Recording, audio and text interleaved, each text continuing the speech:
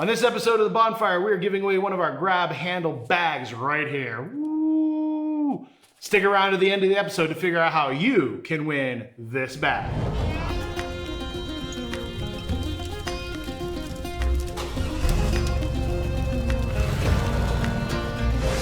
Welcome back to the Blue Ridge Bonfire, the official weekly update show of Blue Ridge Overland gear. We are all about overcoming the obstacles to getting outside. I'm CT. I'm Dean, and guess what?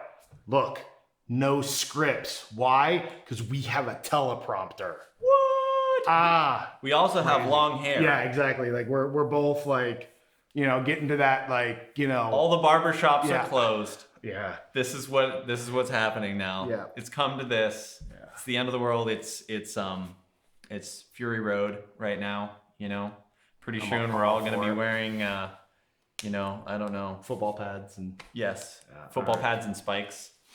All right. So what's new, man? All right. So last week we posted a biased gear review of the Garmin Overlander. So if you have not seen that, check it out. It kind of ties in with our navigation series, but we figured the review part of it needed to be a standalone video. So make sure you check that out on the YouTube channel. We will put a link down below in the comments. Yeah.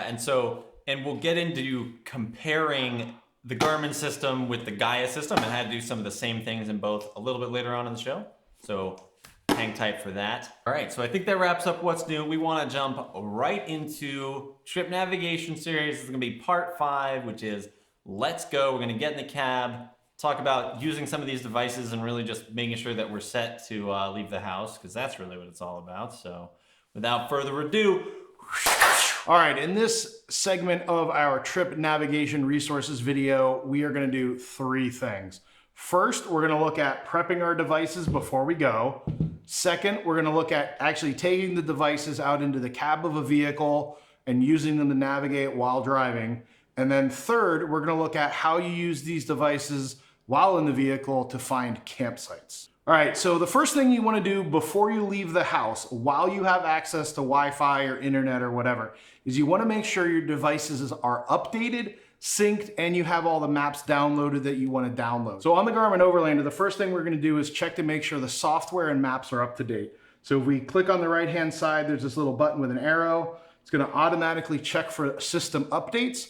So that will update the map software as well as the operating system and apps if need be. And then once you're done, you can go back to the Overlander. Now, the next thing you want to do is sync your user data, which is everything that we did on the web. We want to make sure it gets pushed to the device. So we're going to click on the Explore app. Then in the bottom, we see our account. We're going to click on that. And then here you'll see your account information and the last time it synced. Now, if it hasn't synced recently, in the upper right-hand corner, you can hit the little circle button, and that is going to force the sync.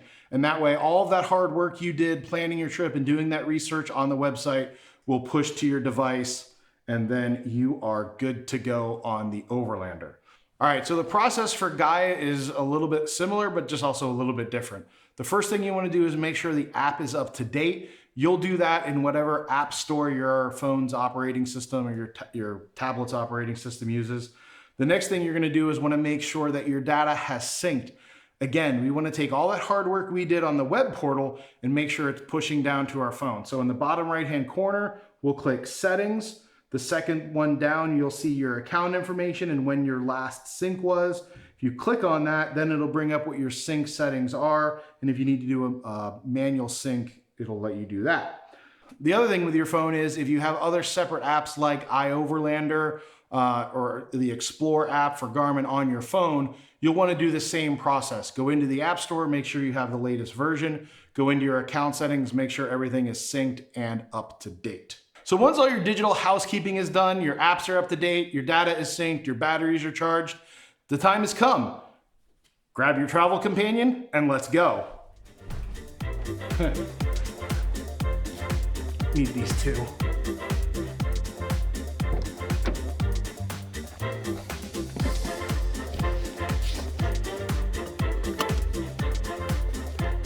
All right, so here we are in the cab of CT's Subaru. He's got the rooftop tent. We're gonna hijack this and go hit the Mid-Atlantic backcountry discovery route. So here's what we do. We've got the Garmin Overlander. We've got my cell phone. To navigate to the beginning of something like the backcountry discovery route, you know, in the Overlander, we click to the Explore app. Pinch and zoom out. We'll scroll over towards Damascus, and then we'll zoom back in. So we know this is the first waypoint. So we click here, we click on the Sit Go Damascus, and then this middle one right here with the arrow is the navigation app. So we click that. So the Overlander instantly switches from Explore to turn-by-turn navigation, gives us our directions to the start of the backcountry discovery route for on-road navigation. So with Gaia, it's very similar. We'll pinch and zoom out, swipe over to the BDR, zoom back in, click on that waypoint for the Sit Go Damascus. We hit Info, and then in the upper right-hand corner where the 3 dots are, we're going to hit that. We'll click Driving Directions, and loads whatever default navigation app is on your phone. We hit Go, and Australian Siri is going to give us directions to where we're going to go. All right, so this gets everything loaded up for how to get to the backcountry discovery route. We're going to hit the road. All right, so hypothetically, we've now reached that Sit Go gas station in Damascus, and now we want to show you how you can use the Garmin Overlander to navigate on the BDR itself. So here we can see the green line is our turn-by-turn navigation that's bringing us to the Sit Go gas station, and then this red line is the GPX file for the Mid-Atlantic backcountry discovery route.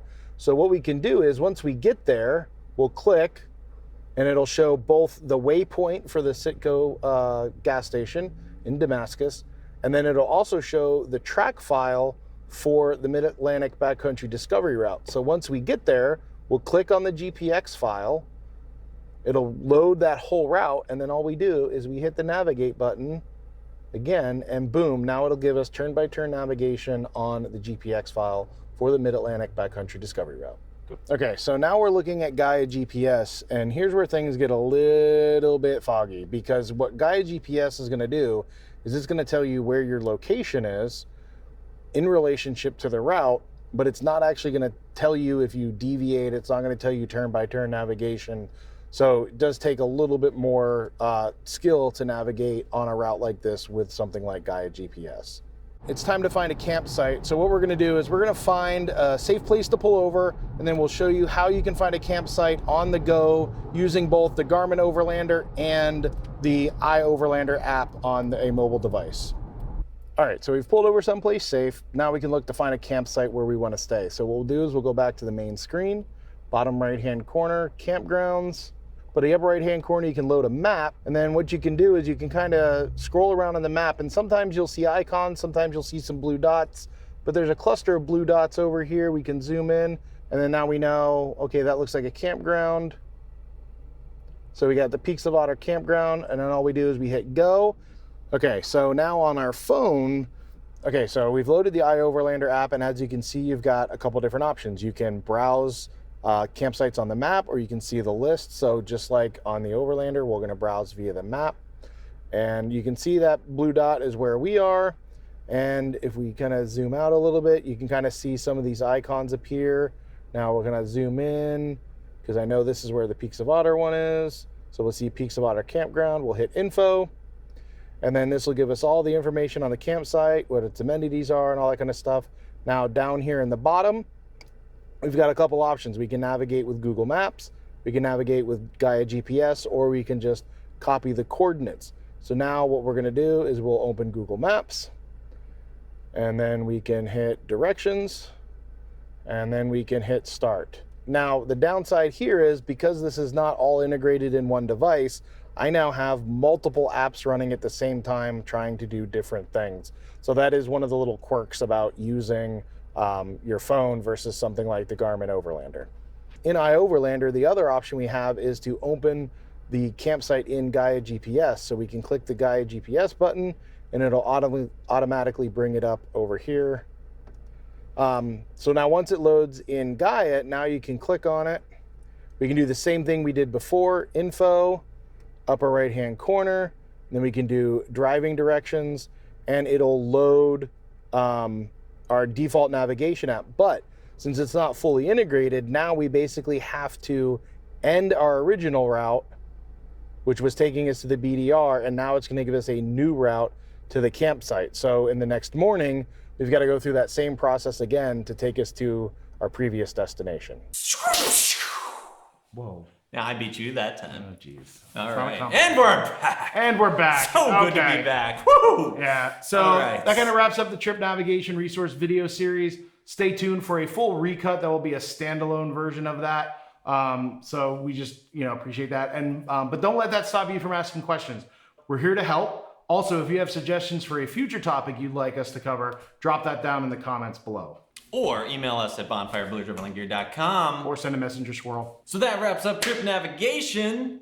And that brings to the weekly giveaway. The weekly giveaway! So last week we asked you guys to share what the sketchiest campsite experience you ever had was. And I'll say this, some of your experiences were indeed sketchy. Some of you even sent us pictures. Not gonna lie, might need some eye bleach. So at Daniel S. Hull on Instagram shared one he described as a cozy off-grid infested death house rented near Zion during the heart of summer. He said they lasted only about 2 hours before they packed out.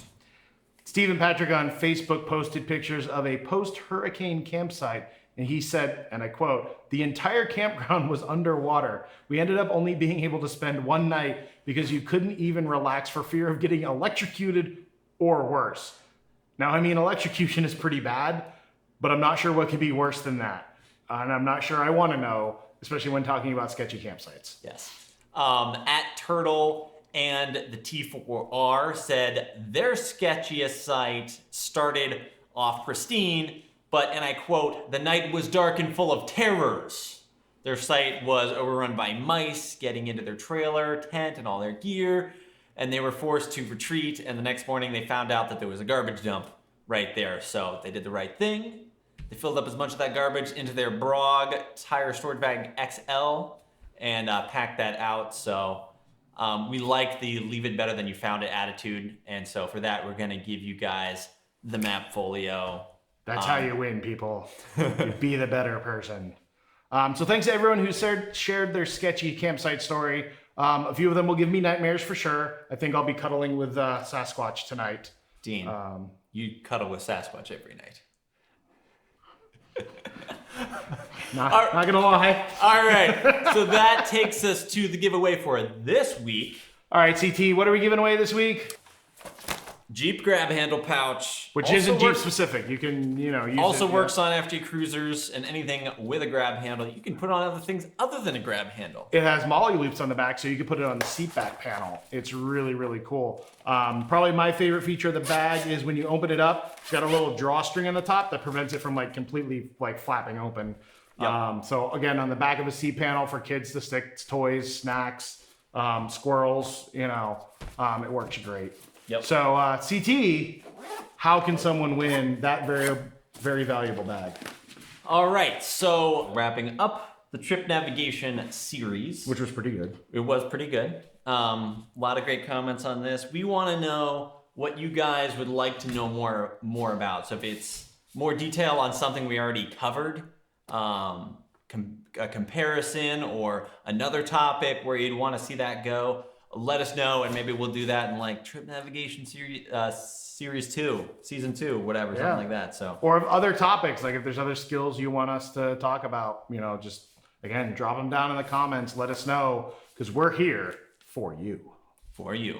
All right, so that wraps up this week. You wasted another perfectly good 15 minutes listening to the Blue Ridge Bonfire. We're not going to get those back. We certainly appreciate it. It's been good hanging out, and we will see you next week. All right, so all good things come to an end, and that wraps up our trip. Wow. Our trip navigation. Triffing. If you're ever wondering how to navigate your trip, it sounds like the name of a small boat. Maybe that's a skiff, but we're navigating our trip through the ocean. Just paddling my dinghy right now. Onto the unpaved road. Oh, we lost the camera. Oh no.